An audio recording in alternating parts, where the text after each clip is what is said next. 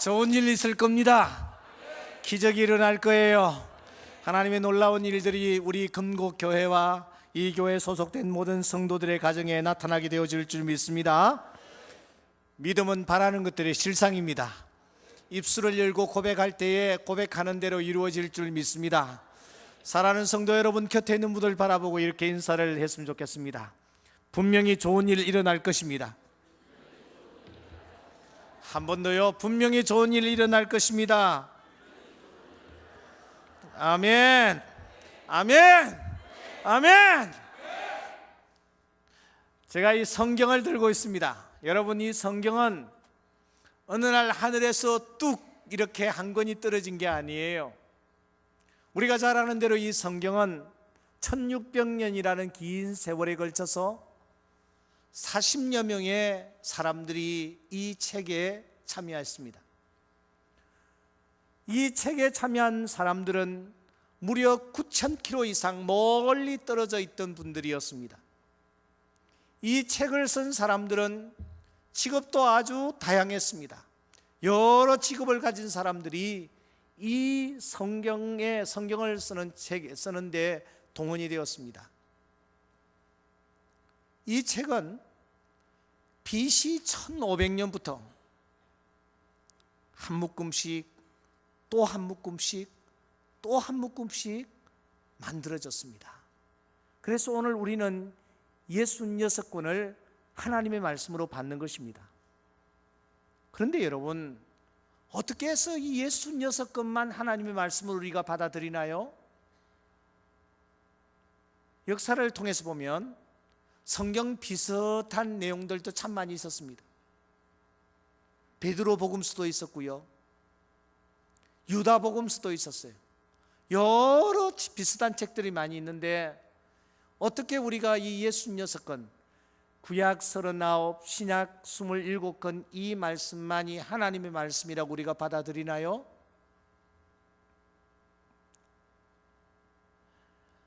성경이 하나님의 말씀으로 받아들여지는 과정을 정경화 과정이라고 합니다.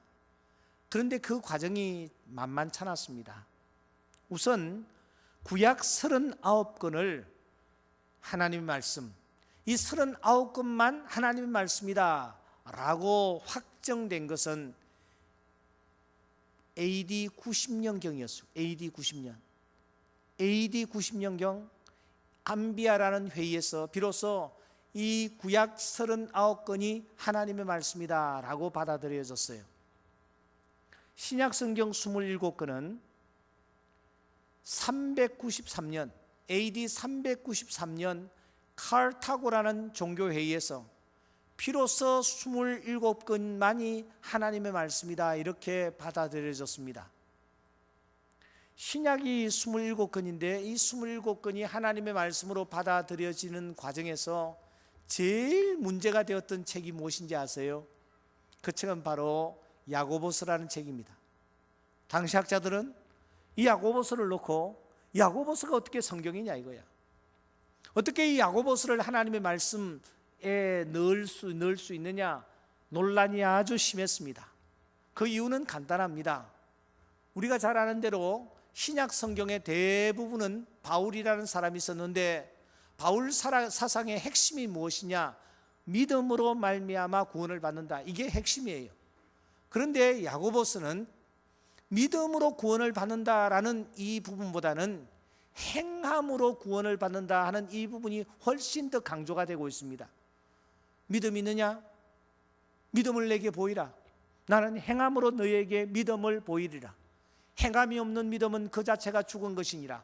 이렇게 하면서 야고보서는 행함을 강조하고 있거든요. 그러니까 바울의 사상과 배치가 된다 말입니다. 바울 사상과 배치가 되는 이 야고보서를 어떻게 우리가 성경이라고 할 수 있느냐 해서 성경에서 제외하려고 하는 움직임이 아주 컸습니다. 이런 우여곡절을 거쳐서 AD 393년 비로소 야고보서도 막차를 타고 성경 27권 안에 들어가게 된 것입니다. 그러나 오늘에 이르러서는 우리가 야고보서를 통해서 받는 유익이 얼마나 큰지 모릅니다.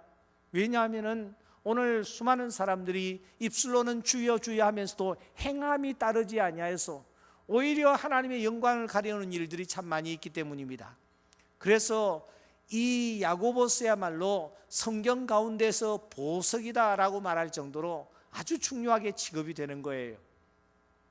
여러분, 구약이 39권인데 구약 39권이 정경화되는 과정에서 가장 문제가 되었던 책이 어떤 책인지 아십니까? 어떻게 하세요? 이야, 대단하시네. 목사님 벌써 가르쳐 드렸어요? 예, 오늘 우리가 펼친 이 아가스라는 책입니다. 이 책을 놓고 논란이 참 많았습니다. 이 책을 성경에 넣는다라는 것은 성경 말씀을 불경하게 보게 되는 계기가 될 것이다면서 모두 다 반대를 했습니다. 반대를 한 중요한 이유가 있습니다. 첫째, 이 아가스에는 하나님이라는 단어가 한 번도 나타나지 않는다. 하나님이라는 단어가 나타나지 않는 성경을 그를 어떻게 성경이라고 우리가 받아들일 수 있겠느냐 해서 저들은 반대했습니다.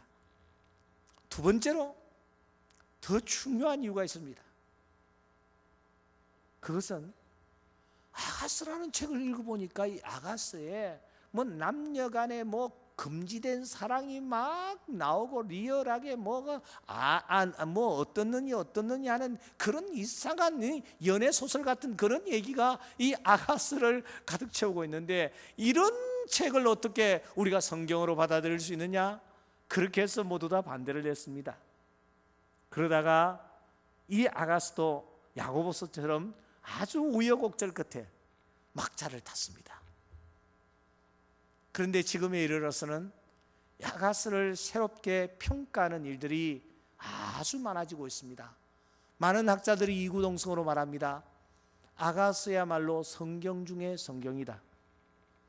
성경 중에 성경이다. 버나드라는 학자는 입에서 나오는 고백이 아니라 마음속에서 솟아나는 기쁨의 책이다. 또 어떤 이는 이렇게 말합니다. 아가스를 읽기 전에는 시를 보았다 하지 말고 아가스를 부르기 전에는 노래를 불렀다 하지 말아라. 이렇게 말할 정도로 이 아가스를 높이 평가하는 것입니다. 오늘 저녁에 우리가 새해를 열면서 복음을 전파하라라는 이 주님의 음성을 우리의 가슴속에 담으면서 우리는 이 아가스를 통해서 성령께서 오늘 우리에게 들려주시는 음성을 듣고 주님이 우리에게 어떤 소원을 가지고 계시는지를 같이 좀 나누었으면 참 좋겠습니다. 여러분, 이 아가스라는 책을 우리가 펼쳐 놓고 있습니다. 아가스라는 책을 펼쳐 읽을 때에는 꼭 두 가지 먼저 정리를 하고 넘어가야 할 중요한 사실이 있습니다. 그 첫째가 무엇인지 아세요?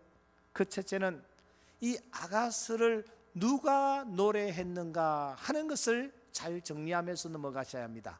무슨 말인가 하니 이 아가스는 1장부터 마지막 장까지 어떤 형식으로 구성되어 있느냐, 마치 드라마 대본과 같이 구성되어 있어요. 희곡 대본과 같이 구성되어 있다는 것입니다. 그러니까 이 아가스는 그냥 서술형으로 기록된 것이 아니라 어떤 배우가 나와서 노래를 합니다. 그 다음에 또 다른 배우가 나와서 노래를 합니다. 또 어떤 경우에는 중창이 들리고 어떤 경우에는 합창이 들리는 그런 형태로 1장 1절부터 마지막 장까지 이어집니다. 그러므로 여러분들이 아가스를 읽으실 때는 이 부분은 도대체 누가 하는 노래일까 하는 것을 잘 정리하시고 넘어가야 이 아가스를 제대로 이해할 수 있는 것입니다. 두 번째, 이 아가스를 우리가 읽을 때에 꼭 정리하고 넘어가야 할 중요한 사실 또 하나가 있습니다. 그것은 이 아가스에 등장하고 있는 술람이라는 여인이 도대체 어떤 여인일까 하는 것을 먼저 정리하고 우리가 넘어가야만 아가스를 여러분 이해할 수가 있는 거예요. 자, 그러면 이 두 가지를 먼저 풀고 우리가 본문으로 들어가야 될 것 같습니다. 첫째 질문이 무엇이었다고요?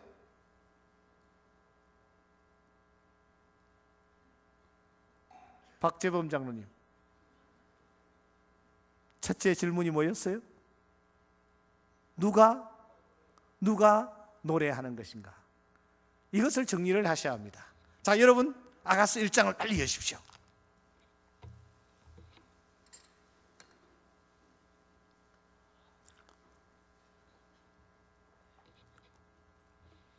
존경하는 김재현 장로님, 아가서 1장 이렇게 시작되죠. 솔로몬의 아가라, 내게 입맞추기를 원하니 내 사랑이 포도주보다 나음이구나. 김 장로님, 이건 누가 노래하는 것일까요? 빨리 대답하세요. 빨리. 누가 하는 노래일 것 같아요? 솔로몬이 하는 노래일 것 같아요? 솔로몬이 하는 노래일 것 같아요? 1절과 2절은 1절, 2절부터 4절까지는 누가 하는 노래일 것 같아요? 김재현 장로님? 솔로몬이 하는 노래일 것 같아요? 예. 요 1장 2절부터 4절의 내용은 술라미가 혼자 솔로로 하는 내용입니다. 최규훈 장로님, 오늘 전부 다 부를 거예요. 그러면은 최 장로님, 5절부터 7절은 누가 하는 노래일 것 같아요? 빨리 대답하세요. 뭐 하고 있어? 앞에는 술라미가 했으니까 이제 솔로몬이 했을 것 같아. 천만의 말씀. 이 5절부터 7절은 술라미의 독백이에요. 독백. 존경하는 박재범 장로님, 그럼 그 다음에 8절은 누가 하는 노래일 것 같아요? 신선호 장로님 등에 땀이 나죠? 예. 박 장로님, 8절은 누가 하는 노래일 것 같아요? 나를 쳐다보지 말고 성경을 보고 말씀하세요. 네? 크게. 8절은 장로님, 8절은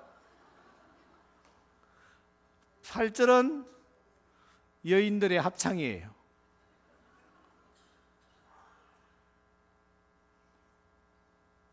이정훈 장로님 어디 계셔? 장로님 어제 저녁에 나하고 식사를 안 해서 내가 장로님께 여쭤봅니다. 장로님, 9절부터 11절은 누가 하는 노래일 것 같아요? 이정훈 장로님, 누가 하는 노래일 것 같아요? 틀려도 좋으니까 한번 얘기하세요. 뭘 모르겠다고 그러세요? 여러분, 누가 하는 노래일 것 같아요? 네, 이번에는 정확하게 맞히시는 것 같은데 솔로몬의 독창이에요. 독창. 신선호 장로님, 12절부터 14절까지는 누가 하는 노래인 것 같아요? 빨리 대답하세요. 12절부터 14절은 여러분 누가 하는 노래인 것 같아요? 솔로몬 아니면 술라미지. 뭐 이쪽에는 또 솔로몬, 이건 술라미. 뭐 난 무슨 말인지 모르겠어요. 도대체 12절부터 14절은 술라미의 독창입니다. 최용목 장로님, 15절은요? 예? 빨리 대답하세요.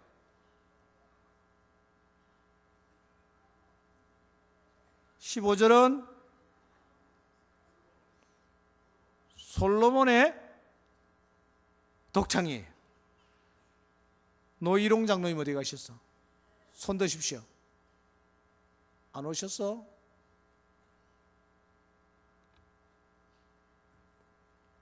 김홍균 장로님, 김 장로님, 16절과 17절은 누구 하는 노래인 것 같아요?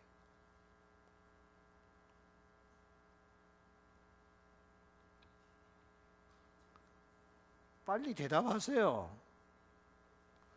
16절과 17절은 누가 하는 노래인 것 같아요? 예? 16절과 17절은 두 사람의 중창이에요.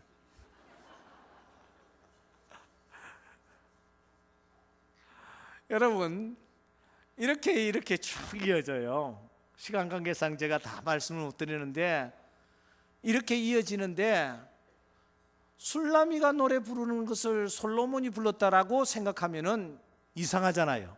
그렇죠? 또 솔로몬이 부른 것을 또 술라미가 불렀다 이러면은 이건 또 이상한 거예요.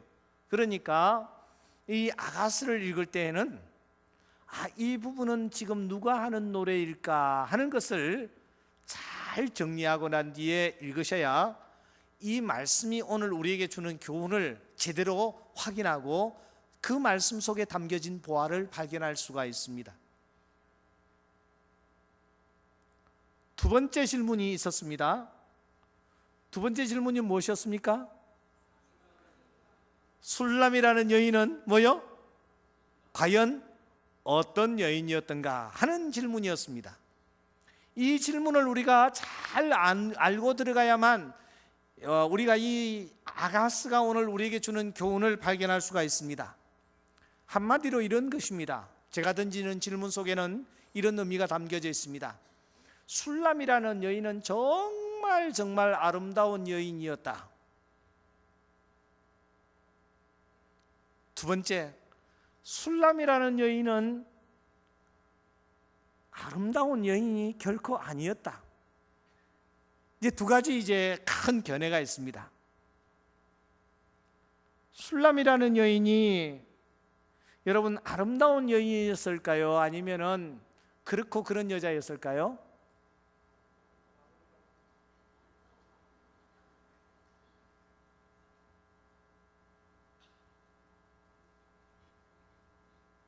백정현 장로님 어디 가셨어요? 백 장로님 어떻게 생각하세요? 아름다운 여인이었을 것 같아. 저도 장로님 말씀에 동의합니다. 이유는 4장에 보시면 이렇게 이 여인의 아름다운 모습이 묘사되어 있기 때문입니다. 제가 읽어갈게요. 내 사랑 너는 어여쁘고도 어여쁘다. 너울송에 있는 내 눈이 뭐가 같고 내 머리털은 뭐요? 길라산 기슭에 누운 염소떼 같구나. 내 이는 목욕장에서 나오는 털 깎인 암양꽃, 새끼 없는 것은 하나도 없이 무슨 말인지 모르겠어요. 각각 상태를 낳은 양 같구나. 표현할 길이 없어서 이렇게 말합니다. 내 입술은 홍색 실 같고 내 입은 어여쁘고 내 눈 속에 내 뺨은 석류 한 쪽 같구나. 여러분, 한 여인을 지금 한번 그려보십시오. 이런 여인을 한번 상상해 보십시오. 내 목은 무기를 두르고 건축한 다윗의 망대꽃 방패 청개 용사의 모든 방패가 달린 망대 같고, 제가 제일 좋아하는 말씀은 4장 5절입니다. 내 두 유방은 백합화 가운데서 꼴을 먹는 상태 어린 사슴 같구나. 백장로님, 아름답습니까? 안 아름답습니까? 진짜 아름다운 여인이에요. 진짜 아름다운 여인이에요. 여러분, 그녀의 뺨, 그녀의 입술, 그녀의 목, 그녀의 머릿결, 그녀의 두 유방, 너무너무 아름다운 여인. 세상에 어떻게 이런 여인이 있을 수 있을까 싶을 정도의 그런 여인이 이 술람이라는 여인이었다 하는 견해입니다. 여러분 동의하시나요? 동의하지 않나요? 동의하세요? 하지 않았어요? 제가 9시 반까지는 설교 끝내야 돼요. 그러니까 빨리 좀 따라해 와 주셔야 돼요. 동의합니까? 동의하지 않습니까? 박장로님 동의합니까? 안 합니까? 아멘. 그런데 또 그 반대의 견해가 만만찮게 있습니다. 그 반대의 견해는 무엇이냐면은 술람이라는 여인은 그렇게 아름다운 여인이 결코 아니었다. 술람이라는 여인은 그렇고 그런 여자였다. 그런 견해가 있습니다. 이런 견해를 뒷받침하는 말씀이 아가스 1장에 있어요. 여러분 아가스 1장을 한번 열어보시기 바랍니다. 아가스 1장 5절과 6절의 말씀 보시면 이 술람이라는 여인이 아까 박장로님, 박재본 장로님 이 5절 6절은 누구의 이야기라고 했죠? 아까 뭐라고 했어요? 누구의 뭐라고 했어요? 예? 뭐라고 얘기했어요? 5절과 6절을 술람이 여인의 뭐요? 독백이라고 했죠. 이 술람이라는 여인이 자기가 자기 스스로 이제 혼자서 중얼거리는 내용이에요. 이렇게 말합니다. 예루살렘 딸들아, 내가 비록 금으나 그 여자의 피부는 어떠해요? 시커멓습니다. 게달의 장막이라는 단어가 등장합니다. 게달의 장막이라는 말은 무슨 말입니까? 이 게달의 장막이라는 말은 누더기 옷을 생각하시면 됩니다. 아주 기운 옷, 너덜너덜한 옷을 이 여자가 입고 있는 것입니다. 더 이어지는 말씀을 주목하십시오. 내가 햇볕에 쬐여서 거무스름할지라도 이 여자는 바깥에서 햇볕을 계상 맞다 보니까 어떻습니까? 예, 아주 거무스름합니다. 흘겨 보지 말 것은 사람들이 그 여자를 아름다운 표정으로 멋있어 하는 표정으로 바라봅니까? 아니면 어떻게 바라본다고요? 예, 그냥 흘겨 볼 정도로 지금 흘겨 보고 있습니다. 여기에다가 내 어머니의 아들들이 나에게 노하여 포도원지기로 삼았습니다. 그 여자의 직업은 뭡니까? 뭐죠? 예, 포도원직이었어요.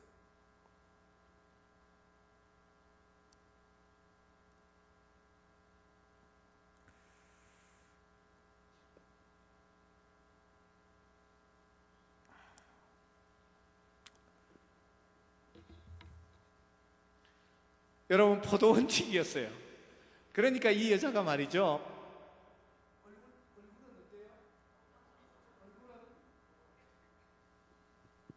얼굴은 어때요? 얼굴은 거무스름해요. 입고 있는 옷은 누더기 옷을 입고 있어요. 저 중동지방에 낮에는 햇볕이 아주 뜨겁고 밤에는 아주 추워요. 그런 곳에서 낮에 어디에서 일을 합니까? 포도원에 들어가서 일을 하는 거예요. 그러다 보니까 여러분, 옷도 제대로 갖춰 입지도 않고 화장도 제대로 하지도 않고 일에 파묻혀 몸 관리도 하지 않다 보니까 그 여자는 시커멓, 사람들이 그냥 지나칠 정도로 그런 여자였다라는 것입니다. 자, 이제 두 가지 정리를 합시다. 1번은 뭐였어요? 그 여자는 굉장히 아름다운 여인이었다. 2번은 뭐였어요? 2번은 그 여자가 그렇고 그런 여자였다. 자, 이제 다수결로 이제 결의를 하도록 하겠습니다. 여러분, 이 여자가 객관적으로 볼 때에 이 여자가 아주 아름다운 여인이었겠습니까? 아니면은 그렇고 그런 여자였겠습니까?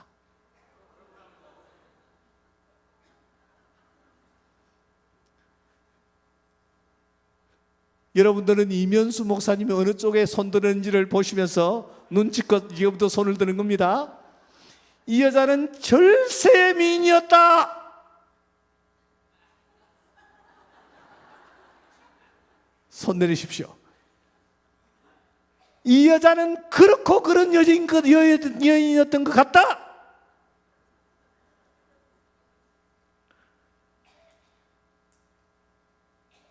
손 내리시고 모르겠다.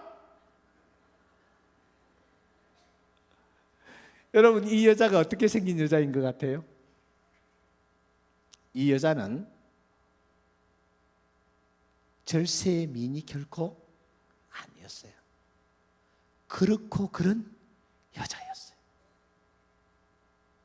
그 여자는요, 아름다운 구석이 없는 그런 여자였어요.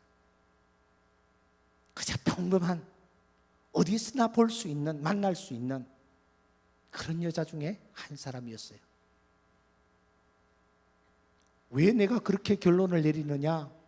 조금 전에 손을 들게 했는데 그렇고 그런 여자 쪽이 훨씬 더 많았기 때문에 제가 그렇게 결론을 내린 겁니다. 그렇고 그런 여자였어요. 그러면 우리는 더 이제 고민을 하게 되는 거예요. 이상하다. 그 여자가 그렇고 그런 여자였었는데 어떻게 다른 사람도 아닌 솔로몬이라는 사람이 그렇고 그런 여자를 사랑했을까 하는 이 숙제를 우리가 풀어야 될 것 같습니다. 아니 그냥 머슴이 그 여자를 좋아했다면 이해가 되지만 다른 사람도 아닌 누가요? 솔로몬이, 한 나라의 지엄한 왕이었던 솔로몬이 어떻게 그 여자를 그렇게 사랑했을까? 이 문제를 우리가 풀지 않을 수가 없는 것입니다. 이 문제를 푸는 중요한 키워드가 여러분 이 아가스에 숨겨져 있습니다. 아가스에 보시면 이 아가스에 포도와 관련된 단어가 굉장히 많이 등장하고 있습니다. 1장에도 보시면 포도원지기, 또 포도원을 흐는 여우, 이 포도라는 말이 굉장히 많이 등장합니다. 이것은 상징적인 의미인데 우리에게 무엇을 알려주느냐 하면은 이 솔로몬이라는 사람이 무엇을 좋아했다? 뭘 좋아했다? 포도를 좋아한 게 아니고 뭐요? 술을 굉장히 좋아했어요. 솔로몬이라는 사람이. 그래서 이 솔로몬이 포도주를 좋아하다 보니까 평소에 무엇에 대해서 관심을 많이 가지느냐 하면은 포도와 관련된 것들을 굉장히 관심을 많이 가지고 봤어요. 여러분, 술을 좋아하는 사람들 집에 가보니까 외국에서 술병을 또 저런 양주들을 많이 진열해 놓은 것을 볼 수 있었습니다. 마찬가지입니다. 솔로몬이라는 사람이 포도주를 좋아하다 보니까 포도와 관련된 것을 굉장히 관심 있게 보는 것입니다.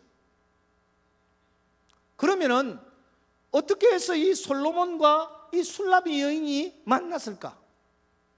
간단합니다. 제가 볼 때는 이 솔로몬이 어느 날 민정시차를 이렇게 쫙 가는데 저쪽에 뭐가 보여? 포도밭이 이렇게 쫙 보이는 거야. 이야, 금년도에 포도가 정말 잘 됐구나 하고 저 포도를 따서 포도주를 담그면 정말 맛있겠다라는 생각을 가지고 이렇게 바라보면서 지나가는데 포도가 주렁주렁 열렸는데 좀 더 자세히 이렇게 보니까 저쪽 포도밭 저쪽 뒤에 누가 있어요? 술람이는 무슨 술람이? 누가 있어? 어떤 여인이 뭘 하고 있어요? 포도밭에서 열심히 일을 하고 있는 거야. 그런데 그 일하고 있는 그 여인의 모습이 너무너무 신선해 보이는 거예요. 솔로몬 옆에는 1000명에 가까운 여인들이 있었어요. 그 여자들은 자고 일어나면 뭘 해요? 자고 일어나면은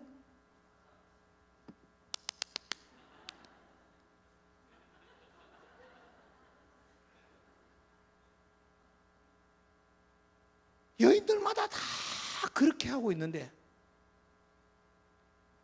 저쪽에 있는 여인은 전혀 그런 것과는 상관없이 주어진 포도밭에서 포도를 가꾸는 일에 최선을 다하고 있는 거예요. 그 모습이 이 솔로몬에게 너무너무 신선하게 다가왔던 거예요. 한마디로 제 눈에 뭐예요? 제 눈에 안경이에요. 내가 중요한 비밀을 하나 알려드릴게요. 제가 제 아내하고 결혼을 했는데 어떻게 해서 내가 결혼을 하게 됐느냐? 여름 성경학교 할 때에 나는 전도사였고 자기는 중등부 교사였어요.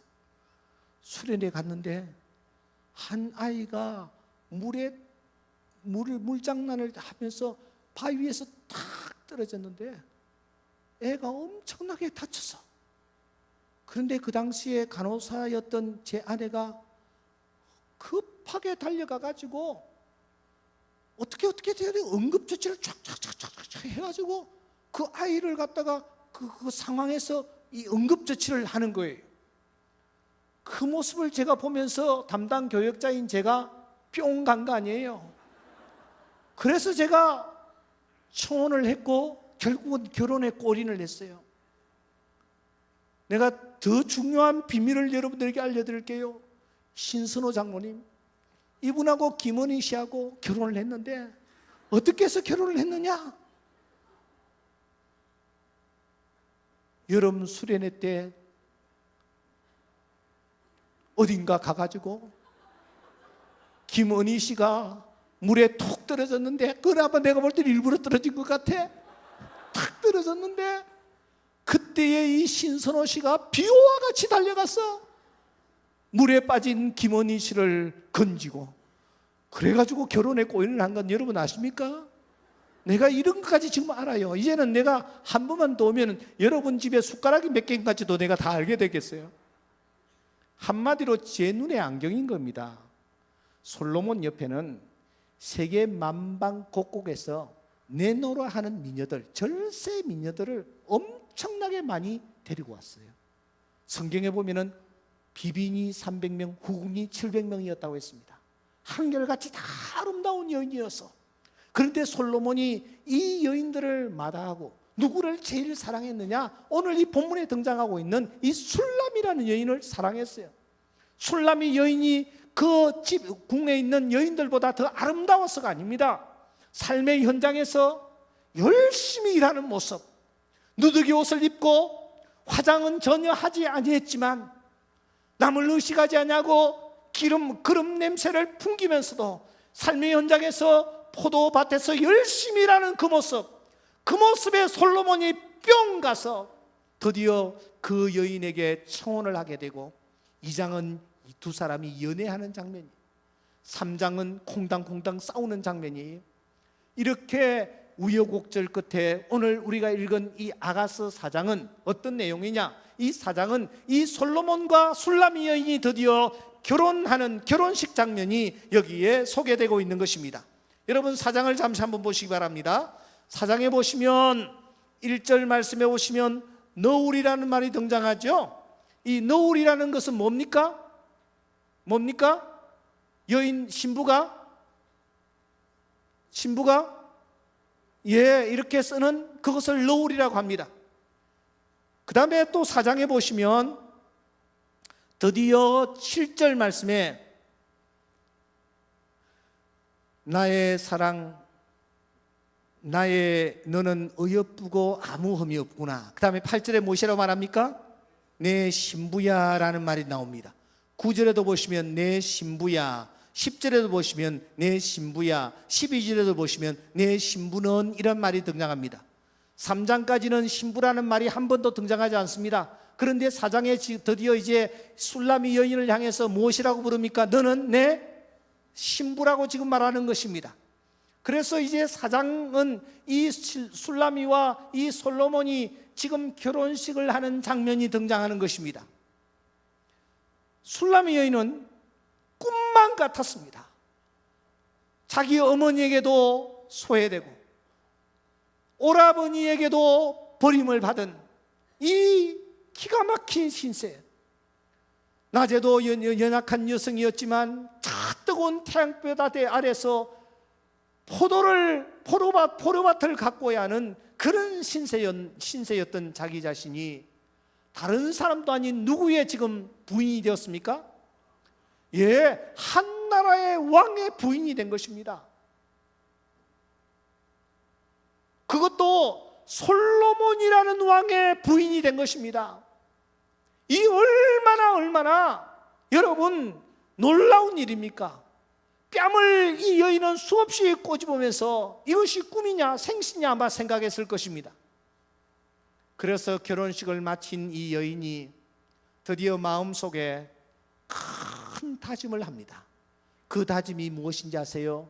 4장 16절을 다 함께 읽겠습니다. 이 4장 16절은 결혼식을 마치고 난 뒤에 이 술람이라는 여인이 다짐하는 내용입니다. 다 함께 읽겠습니다. 시작.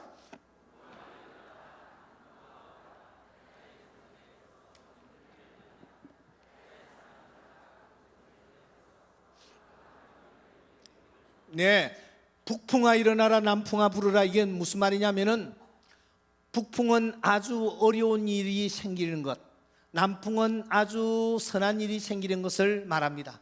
내 환경이 어떤 환경이 된다 할지라도, 그 환경이 일어난다 할지라도 나는 무엇을 맺겠다? 나는 무엇을 먹겠다? 아름다운 열매를 맺겠다. 그렇게 다짐하는 것입니다. 이 말은 무슨 말이냐면은 내가 어떤 환경에서라도 나를 신부로 삼아주신 내 신랑 솔로몬에게 풍성한 열매, 기쁨의 열매를 맺어 드려야겠다. 이렇게 다짐을 하는 것입니다.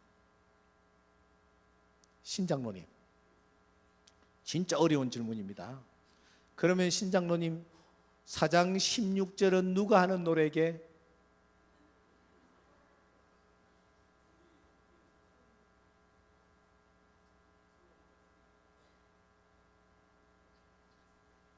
둘이 하는 노래입니까? 혼자 하는 노래입니까? 내가 조금 전에 가르쳐 드렸는데 김은희 씨 어디 갔어? 은희 씨 어디 갔어? 둘이 하는 노래일까요? 혼자 하는 노래일까요? 4장 16절은? 4장 16절은? 술람이 여인이 혼자서 하는 노래. 그러면 진짜 더 어려운 질문 내가 던져야 되겠는데, 최용 장로님, 4장 16절은 누가 하는 노래라고? 술람이 여인. 5장 1절은 누가 하는 노래일 것 같아요?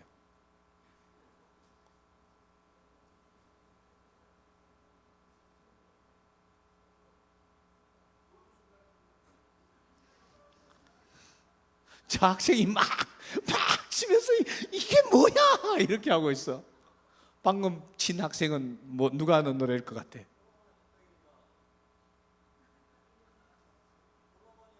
저 학생이 하는 얘기가 솔로몬의 노래래. 솔로몬의. 장로님 동의하십니까? 재청이 있습니까? 여러분, 5장 1절은 그러면 누가 하는 노래일 것 같아요? 네, 서로의 주고받고 이어지기 때문에 4장 16절은 누가 하는 노래라고요? 술람이 여인이 결혼하고 처음으로 이제 혼자서 노래를 하리라 이렇게 노래를 하는 거야. 그러면 이제 5장 1절에서 드디어 무대에서 누가 나오면서 솔로몬이 쫙 이제 새신랑 솔로몬이 쫙 나오면서 하는 내용이 5장 몇 절이라고요? 1절이에요. 그러므로 이 5장 1절은 이제 솔로몬이 노래를 부르는 내용이에요. 솔로몬이 어떤 노래를 부르는지 우리 다 같이 한번 또박또박 읽어봅시다. 시작.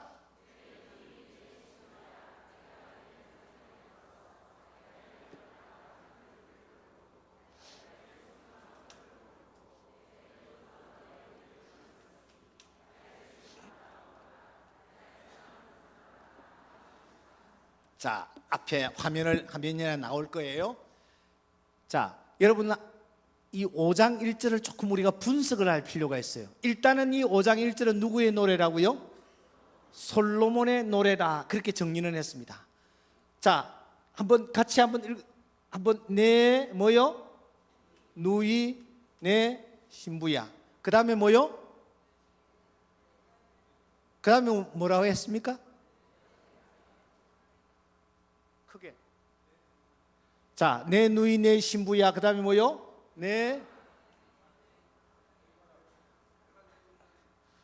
신장로님 좀 정확하게 읽으세요.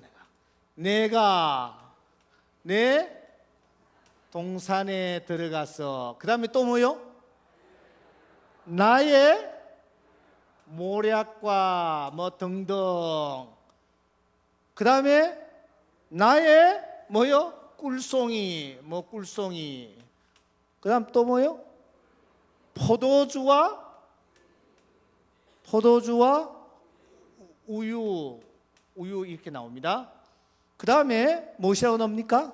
나의 친구들아 먹으라. 나의 사랑하는 사람들아 많이 마시라. 이렇게 본문이 되어 있습니다. 자, 이제 우리는 이제 이 1절을 분석하셔야 됩니다. 여기에 내는 누구일까요? 아까 우리가 정리했죠. 누구지요? 솔로몬이야. 그러면은 내가 이건 또 누구예요? 역시 솔로몬이죠. 내 동산은 그러면은 어디입니까? 내 동산은 어디입니까? 여기에 내 뭐요? 동산. 여기는 어디를 가리킬 것 같아요?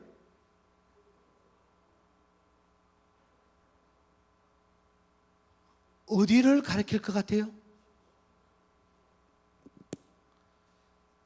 여러분 4장 12절에 보시면 동산이라는 단어가 나오는데 동산이라는 단어를 어떻게 표현하고 있느냐? 4장 12절 다 같이 읽겠습니다. 시작.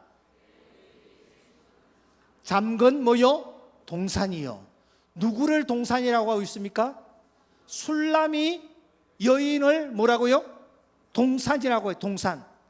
그러면은 내 동산은 어디일까요?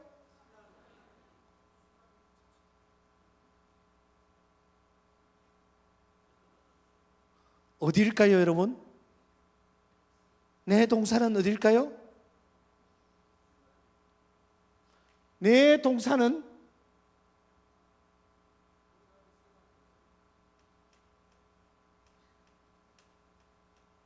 술람이가 누구의 신부가 되었습니까? 솔로몬의 신부가 되었어요. 그러니까 이 내 동산은 술람이라고도 할 수 있고 술람미가 살고 있는 뭐요? 집을 가리켜요. 내 동산. 여러분 솔로몬과 술람미가 결혼을 했지만 솔로몬은 술람미 여인을 저기 왕궁으로 데리고 가지 않았습니다. 이 술람미 여인을 별장을 하나 마련해 가지고 별장에서 살도록 했습니다. 그러니까 지금 솔로몬이 내 동산에서 그러니까 술람이 집에서 나의 모략, 나의 꿀송이, 포도주, 나의 우유라는 표현을 했는데 이 나는 누구죠? 솔로몬이죠. 모략은 뭘까요? 꿀송이, 포도주, 우유 이건 뭘 뜻할까요? 예? 예. 술람이가 갖고 있는 농작물, 가꾸는 농작물. 장로님 아주 좋은 말씀을 모처럼 잘하셨습니다. 여러분 이게 뭘까요? 그런데 왜 나의 모략이라고 했을까요? 여러분 솔로몬이 술람이 집에 왔어요. 술람이 집에 왔지만 그 술람이가 살고 있는 집은 누가 마련해 준 집입니까? 솔로몬이 마련해 놓은 집이에요. 오니까 이 술람이가 너무너무 기뻐서 상다리가 휘어지도록 음식을 차렸어. 음식을 차렸는데 이런 재료를 가지고 음식을 차려서 쫙 내놔놓는데 사실은 그 음식을 이제 공급해 준 분은 누구예요? 누가 공급해 줬습니까? 예, 생활비를 누가 대줬습니까? 솔로몬이 다 대준 거야. 솔로몬이 다 대준 것을 가지고 상다리가 휘어지도록 상을 차렸어. 이해가 되십니까? 그러니까 나의 모략, 나의 우유, 나의 포도주, 나의 꿀송이, 그렇게 표현하는 것입니다. 상다리가 휘어지도록 탁 차렸어. 그 상을 앞에 탁 놓고 앉아가지고, 솔로몬, 내가 솔로몬이에요. 앉아가지고 상을 탁 보면서 무엇이라고 말합니까? 무엇이라고 말합니까? 나의 친구들, 나의 사랑하는 사람들도 무엇을 먹었으면 좋겠다? 무엇을 먹었으면 좋겠다? 여기 있는 이 음식을 먹었으면 좋겠다. 많이 먹었으면 좋겠다. 그렇게 말하고 있어요. 이게 누구의 소원입니까? 누구의 소원입니까? 신랑의 소원이에요. 여기에 신랑은 누구를 가리킵니까? 두말할 필요도 없이 우리 주 예수님을 가리키고 있어요. 여기에 모략, 우유, 꿀송이, 꿀, 이것은 무엇을 가리킵니까? 한마디로 이것은 복음을 가리켜요. 복음을 주님이 상징적으로 표현을 하는 것입니다. 이것을 지금 누구가 먹고 있습니까? 누가 먹고 있습니까? 누가 주어서 누가 먹고 있습니까? 술람이 여인이 먹고 있는 거예요. 이해가 되십니까? 지금 술람이 여인이 먹고 있어요. 누가 공급해 주었습니까? 신랑이 공급해 주어서 누가 먹고 있습니까? 술람이 여인이 먹고 지금 생활하고 있는 거예요. 그런데 그 신랑이 지금 무엇을 말하느냐? 너 혼자만 이것을 먹는 것이 아니라 다른 사람들도 너가 지금 먹고 있는 이것을 똑같이 먹었으면 좋겠다. 아멘입니까? 아멘입니까? 지금 솔로몬이 이 얘기를 하고 있는 겁니다. 여기에 술라미는 두말할 필요도 없이 오늘 이 자리에 참석한 우리 모두입니다. 우리는 구원받을 자격이나 조건을 가진 자가 아닙니다. 주님께서 거저 우리를 당신의 신부로 삼으셨습니다. 그런데 그 주님이 우리를 향하여 간절한 소원을 가지고 계세요. 그 소원이 무엇이냐? 바로 복음을 알지 못하고 듣지 못하고 먹지 못하고 있는 바로 다른 사람들도 너와 똑같이 이것을 먹었으면 좋겠다.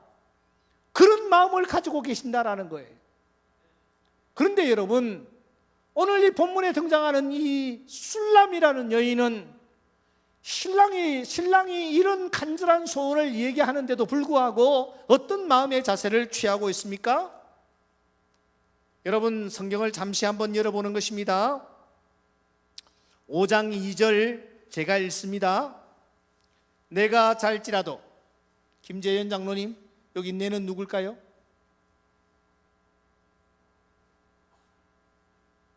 내가 꼭 이면수 목사님에게 여쭤봐야 장로님 대답하시겠습니까?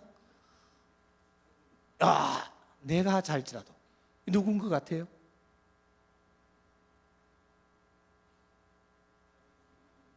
여기 내는 누굴까요?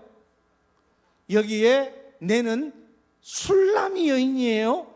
술람이 여인이 지금 자는데 마음은 깨었는데 나의 사랑하는 자의 소리가 들리는구나. 누가 왔습니까? 누가 왔습니까? 솔로몬이 이 술람이 여인이 보고 싶어서 지금 온 거예요. 문을 두드려 이르기를 나의 누이, 나의 사랑, 나의 비둘기, 나의 완전한 자야, 문 열어다오. 내 머리에는 무엇이 있으리? 내 머리털에는 밤이슬이 가득하였다 하는구나.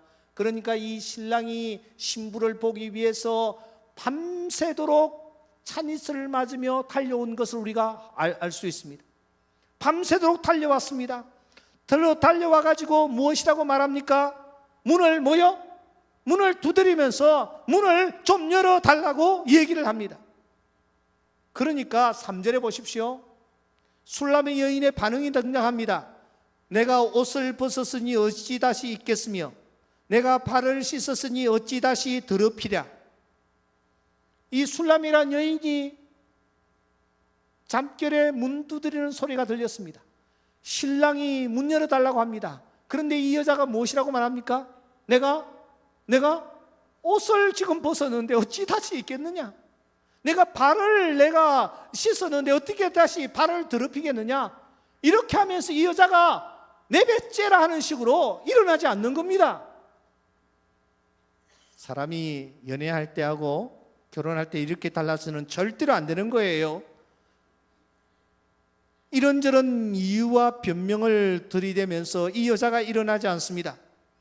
4절을 보십시오. 그럴 때 사랑하는 자가 문틈으로 손을 들이밀매 손을 넣어가지고 이 잠궈놓은 문을 갖다가 지금 따려고 하는 거예요. 그러자 이 여자가 안 되겠다 싶은 생각이 들었습니다. 그래서 5절에 보면은 이 여자가 마지못해서 일어납니다. 그리고 그 솔로몬을 위하여 문을 이렇게 열었습니다. 문을 열었는데 6절을 주목하십시오. 문을 열었는데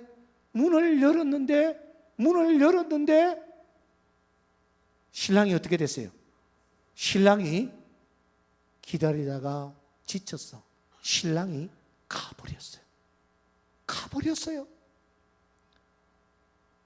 그러자 이 여자가 그때사 정신이 번쩍 들었습니다. 들어서 하는 얘기가 그가 말할 때에 내 혼이 나갔구나. 내가 그때 문 열어달라고 얘기할 때에 일어나서 문을 열어드려야 되는데 내가 뭐 이런저런 이유를 내가 동원해가지고 문을 열어주지 아니할 그때 내가 정말 정신이 나간 사람이었구나 해서 이 여자가 정신이 번쩍 들어서 문을 열고 나가가지고는 막 누구를 찾습니까? 누구를 찾습니까? 신랑을 막 찾는 거예요. 신랑을 찾아도 만날 수가 없어요. 신랑을 불러도 반응이 없는 거예요. 이렇게 신랑을 찾아서 막 헤매는 중에 누구를 만나느냐? 8절에 보시면 예루살렘 딸들을 만나는 것입니다. 예루살렘 딸들이 누구입니까? 예루살렘 딸들은 바로 5장 1절에 등장하고 있는 나의 친구들, 나의 사랑하는 사람들을 뜻합니다. 이 사람들을 만납니다. 이 사람들을 만나서 이 사람들에게 이렇게 말합니다. 야, 내가 너희들에게 부탁한다. 너희가 내 사랑하는 자를 혹시 만나거든 내가 사랑함으로 병이 났다고 좀 알려다오. 이렇게 얘기를 하는 거죠. 그렇게 하니까 여러분 9절을 보세요. 여자들 가운데 사랑하는 자보다 나은 것이 여자들 가운데 어여쁜 자야. 이 예루살렘 여자들이 지금 합창을 부르는 거예요. 여자들 가운데 어여쁜 자야. 너희의 사랑하는 자가 남의 사랑하는 자보다 나은 것이 무엇인가? 너희의 사랑하는 자가 남의 사랑하는 자보다 나은 것이 무엇이기에 이같이 우리에게 부탁하는가? 이게 무슨 말입니까, 여러분? 그 예루살렘 여자들이 이렇게 말하는 것입니다. 야, 너 신랑 자랑을 하고 있는데 너희의 신랑이 불교의 부처보다 나은 게 뭐냐? 너희의 신랑이 유교의 공자보다 나은 게 도대체 뭐냐? 지금 그렇게 얘기하는 거예요. 그러니까 여러분 10절 말씀부터 16절까지는 이 술람이라는 여인이 자기가 만난 신랑 솔로몬에 대해서 지금 소개를 하고 있는 것입니다. 10절을 주목하십시오. 내 사랑하는 자는 희고도 붉어 많은 사람 가운데 뛰어나다. 머리는 이렇게 생겼고 눈은 이렇게 생겼고 13절 뺨은 이렇게 생겼고 14절 손은 이렇게 생겼고 15절 다리는 이렇게 생겼고 16절은 이렇게 생긴 분이 누구다? 바로 나의 신랑 그분이시다 라고 자기가 알고 있는 자기 신랑에 대해서 소개를 지금 누구에게 하느냐? 이 예루살렘 여자들에게 하고 있는 거예요. 그러니까 6장 1절은 누가 하는 얘기냐? 바로 그 얘기를 들은 예루살렘 여자들이 다시 노래를 부릅니다. 합창입니다.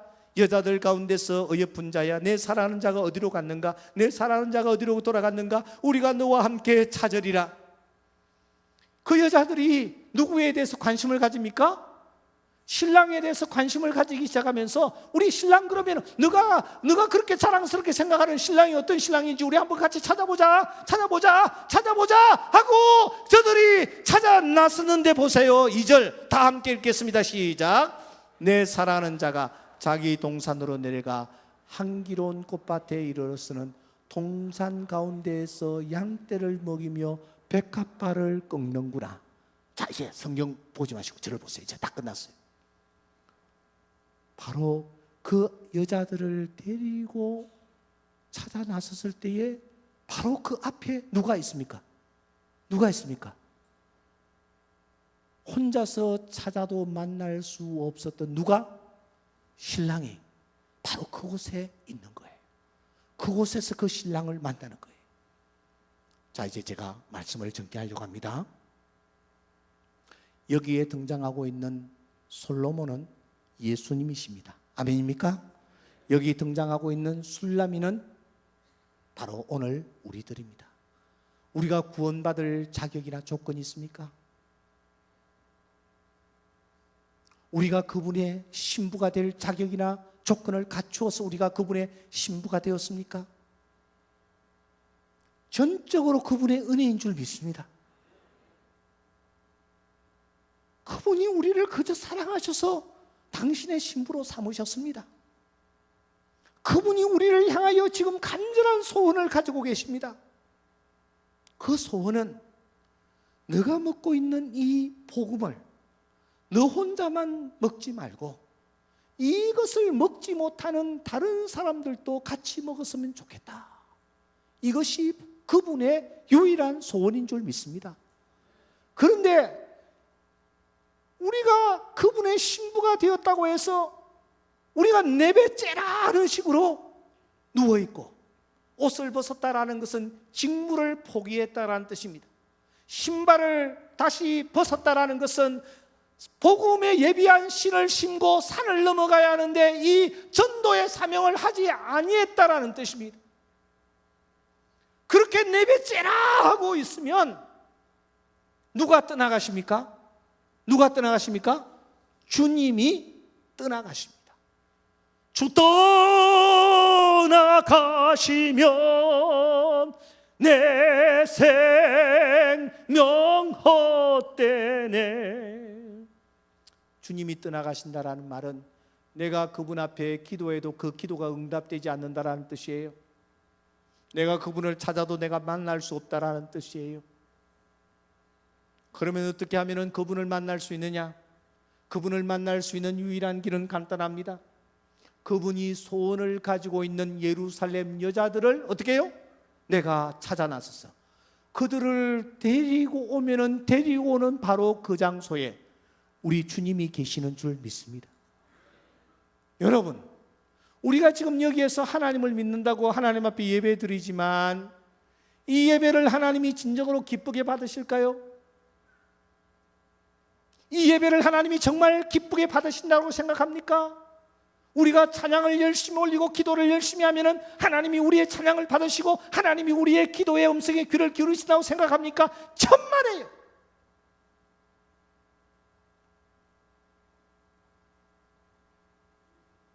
주님의 관심은 우리 안에 있지 않습니다. 주님의 관심은 우리 밖에 있습니다. 누가복음 15장에 등장하는 아버지의 눈은 집 안에 있는 크다늘에게 있지 않았습니다. 집 밖에 있는 탕자를 바라보며 문 밖에 서 계셨습니다. 안에서 무슨 일이 일어나도 아버지는 관심조차 두지 않았습니다. 그 주님이 말씀하십니다. 또 이 우리에 들지 아니한 양들이 내게 있어 그들을 내게로 인도하여야 할 터이니. 여러분, 우리가 이 안에서 북치고 장구치고 해봐야 아버지는 별로 관심 없어요. 왜 그런지 아십니까? 저희 아버님이 돌아가셨습니다만 저희 아버님이 이 자녀들을 두는데 어떻게 추석이나 명절 때 되면은 자식들이 다 모여. 그런데 아버지가 별로 기뻐하지 않아요. 왜 우리가 오랜만에 왔는데 기뻐하지 않는가라고 생각했는데 나중에 알고 보니까 제 막내 동생이 미국에서 미군이 되어서 미군으로 근무를 하고 있었어요. 그 아들을 본 지가 너무너무 오래된 거야. 그러니까 명절 때가 되면은 아버지의 마음은 눈앞에 보이는 자식들에게 있는 게 아니고 저 곳에서 텍사스 그 사막에서 근무하고 있다라는 막내 아들에게 관심이 있고 그 막내 아들이 보고 싶어서 어쩔 줄 몰라 하는 모습을 제가 확인할 수 있었어요. 우리는 이미 우리 안에 있는 자들입니다. 근데 우리 밖에 아버지의 양떼들이 있어요. 그 양떼들에게 아버지가 관심을 가지고 있어요. 그러면은 그곳에 있는 양떼들에게 관심을 가지는 아버지의 관심을 이 안에 두게 할 수 있는 방법이 무엇이냐? 간단합니다. 그 밖에 있는 양떼들을 데리고 여기 와서 여러분 곁에 앉혀놓고 그들과 함께 예배를 드릴 때에 그 예배를 하나님이 기쁘게 받으시는 줄 믿습니다. 우리 금곡교회가 이 사실을 깨닫는 은혜가 있기를 소원합니다. 우리가 아무리 멋있는 예배를, 최상의 예배를 하나님 앞에 올린다 할지라도 아버지의 관심은 여기 있지 않습니다. 아버지의 관심은 저 바깥에서 눈보라를 맞으며 배고파하면서 어디를 가야 할지 몰라 방황하고 있는 당신의 양떼들이 이 안으로 들어왔으면 좋겠다, 이 마음 가지고 계시기 때문에 그 양떼들이 들어올 때에 얼마나 기뻐하는지 누가복음 15장에 보면은 기뻐한다, 즐거워한다라는 말이 성경에서 가장 많이 나타납니다. 언제 당신이 춤을 덩실덩실 추면서 기뻐하시느냐? 그 양떼들이 들어올 때입니다. 우리 안으로 들어올 때입니다. 우리가 이 사실을 기억하고 정말 그들을 주님께로 인도하기 위하여 우리가 마음과 뜻과 정성을 모을 때에 하나님께서 우리 한 사람 한 사람을 통하여 기뻐하시며 기쁨을 이기지 못하실 줄 믿습니다. 여러분 가서 전하기만 해보세요. 가서 전하기만 해보세요. 아멘 좀 해요. 가서 전하기만 좀 해보세요. 하나님이 놀라운 일들을 행하시는 줄 믿습니다. 혹시 김자옥 씨라고 아세요? 아세요? 탤런트 김자옥 씨 말이에요. 잘 모르셔? 내가 꼭 사진을 또 보여드려야 되나? 이 김자옥 씨가 제자훈련을 저에게 받았는데 그때 최백호 씨, 가수 최백호 씨하고 이렇게 헤어지고 그러고 난 뒤에 오성근 씨하고 결혼을 했어요. 오성근 씨는 예수를 몰랐는데 김자옥 씨 때문에 예수를 믿게 된 거예요. 그래가지고 사랑의 교회에 이렇게 나왔는데 이 오성근 씨가 가수지 않습니까? 그러니까 노래를 굉장히 잘하는 거야. 그러니까 김자옥 씨하고 오성근 씨가 2부 찬양대 멤버가 돼서 찬양을 했어요. 찬양을 했는데 그 사실을 한 오성근 씨의 어머니, 오성근 씨의 친어머니, 그러니까 김자옥 씨의 시어머니가 김자옥 씨를 너무너무 미워했어요. 왜냐하면은 자기는 불교 여신도 협회 회장까지 하는데 이 김자옥이가 오성근 씨하고 결혼하고 난 뒤에 자기 아들을 꼬셔가지고 예배당에 데려갈 뿐만 아니라 찬양대까지 앉혔으니 완전히 눈에 나버린 거예요.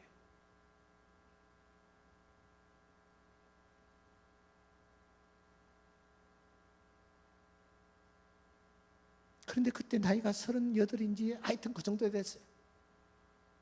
오성근 씨하고 김자옥 씨 사이에 애가 없었어요. 최백호 씨하고 사이에서는 딸이 하나 있었습니다. 그래 목사님 우리 아기 좀 생기도록 기도해 주세요. 이렇게 해가지고 기도를 했는데 김자욱 씨하고 오성거지 사이에 아기가 하나 태어났어요. 그래서 돌 예배를 좀 드려달라고 해서 그 당시 저 이촌동에 자기 집이 있었는데 거기에 내가 이제 몇몇 자매들과 함께 아이 돌 예배 드리려고 딱 갔는데 문을 여는 김장우 씨가 울고 있는 거야. 그래 왜 그래요? 왜 그래요? 했더니 세상에 아기가 돌이 됐는데 할머니가 손자를 안 봤다는 거예요. 이해가 되십니까? 자부는 미워도 손자는 좋잖아. 그런데 자부가 얼마나 미웠기에 손자도 보지 않으신 거예요. 그래서 그 자리에서 우리가 돌 예배를 드리면서 무거운 마음으로 드리면서 우리 모두가 이 김자욱 씨의 시댁 부모님들과 형제들을 위해서 우리가 기도하자. 이 사람들이 구원받고 예수 믿도록 우리가 기도하자. 그렇게 했어요. 그렇게 해서 이제 그때부터 우리 같은 분들이 계속해서 이 문제를 놓고 기도하는 중에 어느 날 7월 초순경입니다. 비가 부슬부슬 내리는 한 7시경에, 저녁 7시경에 김자욱 씨가 저한테 전화를 했어요. 목사님, 우리 아빠 오집사가 목사님 모시러 가요. 좀 부탁해요. 그러는 거야. 이 뜬금없이 뭘 부탁하는가? 뭘 이 시간에 왜 오는가? 이렇게 생각하고 기다리고 있으니까 오성건 씨가 차를 가지고 제 집에 왔어요. 그래서 제가 그냥 가벼운 차림으로 이렇게 탔죠. 타고 가면서 집사님 어디 가세요? 하니까 가시면 알죠. 이렇게 얘기하는 거예요. 그럼 또 이런저런 얘기하다가 나는 별 생각 없이 이제 한참 가다 보니까 워커힐 호텔 있죠? 워커힐 호텔이 바로 뒤에가 구이동인데 구이동에 이 개인 주택들이 꽤 많이 있어요. 그 어느 주택 앞에 턱 세우면서 차를 턱 세우는 거예요. 집사님 여기 어디예요? 하니까 여기 우리 친가예요. 그런 거예요. 왜 왔어요? 하니까 목사님 부탁합니다. 이러더니만은 저를 내리게 하고서는 이 오성건 씨가 주랭랑을 놔버리고 가버린 거예요. 저를 그 개인 집 앞에 딱 내려놓고 말입니다. 이야, 그때가 저녁 8시쯤 됐어요. 거의 어둠이 내리는 시간이었어요.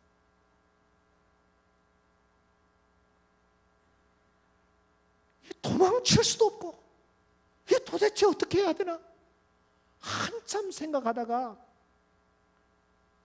이왕 하면서 배를 꽉 눌렀어요. 그러니까 얘기가 되어 있었는지 문이 딱 열리더라고. 그 조만큼 집이 있고 여기 이제 잔디가 깔려 있는 이런 앞에 정원이 좀 있는데 돌이 이렇게 놓여 있더라고요. 전부 가능한 한 천천히 의지없어서 이렇게 하고 들어가가지고 현관문을 딱 여니까 이야, 거기에 내가 들었던 문제의 그 아버지가 탁 이렇게 탁 앉아 있는 거예요. 이렇게 앉아 있는데 이렇게 앉아 있는 이유가 있었어요. 그날 오성건 씨 아버지가 위암 수술을 하시고 그날 막 퇴원을 하셔서 퇴원한 날이야. 그러니까 몸을 제대로 가누지 못하고 이렇게 앉아 계시더라고. 그래서 제가 들어가 가지고 최대한 겸손한 마음으로 그 어르신에게 인사를 드리면서 위로를 드렸어요. 빨리 건강하시길 바란다고. 그렇게 이제 인사를 하고 난 뒤에 그러니까 그분도 저를 참 그냥 편하게 받아들여 주세요, 아버지가. 그래서 이제 얘기를 이렇게 저렇게 나누다가 여러분들도 전도 폭발이라는 거 아시죠? 여기 80년 정도 수료했다는 거 아시는데 제가 전도 폭발을 다 가슴 속에서 꺼내가지고 전도 폭발을 가지고 얘기를 풀어가기 시작했어요. 오늘 밤 당신이 세상을 떠난다면 천국에 갈 자신이 있습니까? 제가 이렇게 딱 송곳 질문을 던졌더니만 이분이 움찔하면서 조금 정신을 차리더라고요. 왜냐하면 위암 수술을 지금 받은 상태이기 때문에.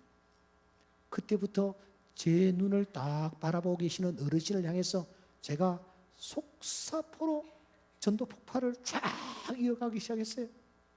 그러니까 이분이 빨려 들어오는 거야. 집중을 하는 거야.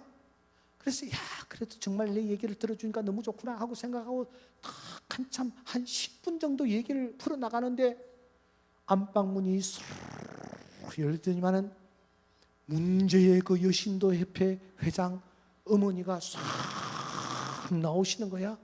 이거 큰일 났구나 이렇게 생각하고 위를 쳐다보는데 세상에 그분이 나오시더니만은 남편 옆에 다소곳이 앉는 거예요. 그리고서는 제 얘기를 계속 들으시는 거예요. 야, 이거 도대체 어떻게 된 일인가? 속으로 너무너무 감사해하며 흥분하면서 얘기를 쭉 풀어나가는데 한 10분쯤 지나니까 저 건너방에 방문이 설 열리더니만은 또 이 여자분 한 분이 설 엉덩이를 끌고 나와가지고 딱 벽에 기대고 앉는 거예요. 알고 보니까 오성근 씨의 이모야. 형부가 수술해가지고 퇴원했다고 그날 저녁에 거기 와 계셨던 것 같아. 그분이 또 얘기를 듣는 거야.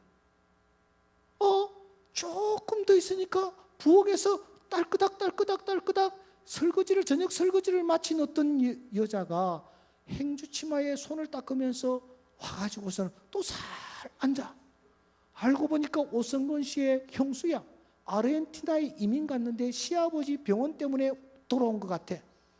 그래서 부모들 식사 챙겨주고 와서 딱 앉는 거예요. 조금 더 지나니까 저쪽 방문이 열리더만은 20대 청년이 하나 와가지고 또 살 와서 앉아. 알고 보니까 오성근 씨의 조카야. 형님의 아들이야. 그 사람이 와서 또 앉아. 시간이 드디어 1시간 반쯤 흘렀습니다. 이제는 마무리해야지 라고 세고 마무리를 하려고 이제 제가 콜링을 하려고 하는데 띵동 하면서 9시 반쯤에 비가 부슬부슬 내리는데 그 집 누가 방문을 문을 초인종을 누르는 거예요. 이 사탄이 역사를 하는구나 그렇게 생각하고 긴장을 하고 있는데 까만 우산을 받친 부부가 그 밤에 그 집에 들어온 거야. 알고 보니까 그 이모의 아들과 자부가 자기 어머니 모시러 그 시간에 거기 온 거야. 이분들이 들어와가지고 중앙일보 기자였었는데 이분들이 들어와가지고 분위기가 심상치 않으니까 딱 이렇게 앉는 거야. 딱 앉는 거야. 백장로님 몇 명입니까? 정확하게 계산해요. 몇 명입니까? 몇 명입니까?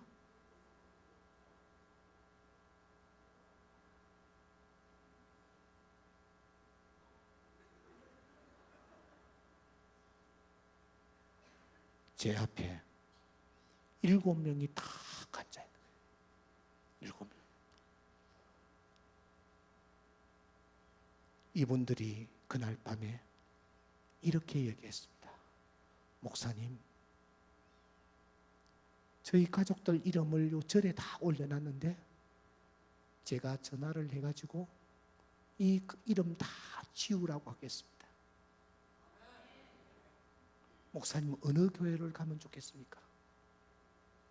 제가 그때 곽선희 목사의 사랑의 교회가 소망교회가 이분들에게 맞겠다라는 생각이 들어서 소망교회로 안내를 했습니다. 그 이후에 이 가정은 예수를 잘 믿는 가정으로 하나님께서 세워주셨습니다. 사랑하는 성도 여러분, 우리를 신부로 삼으신 그분의 간절한 소원이 있습니다. 그것은 지금 너가 먹고 있는 이 포도주, 젖, 꿀송이, 꿀, 이것을 너만 먹을 것이 아니라 다른 사람들도 많이 먹고 다른 사람들도 많이 마시기를 원하고 계세요. 우리가 이 일을 감당하지 않으면 우리가 아무리 부르짖어도 하나님이 귀를 기울이지 않습니다. 기도를 듣지 않습니다. 우리가 그분을 찾아도 그분을 만날 수가 없습니다. 그러나 우리가 그들을 주님 앞에 모시고 나와 함께 예배드릴 때 바로 그곳에서 그 사람을 만나 주시고 그에게 놀라운 은혜를 베풀어 주시는 분이 우리 주님이십니다. 새해를 열면서 이 주님의 간절한 소원이 여러분들의 뇌리에 새겨지는 은혜가 있기를 소원합니다.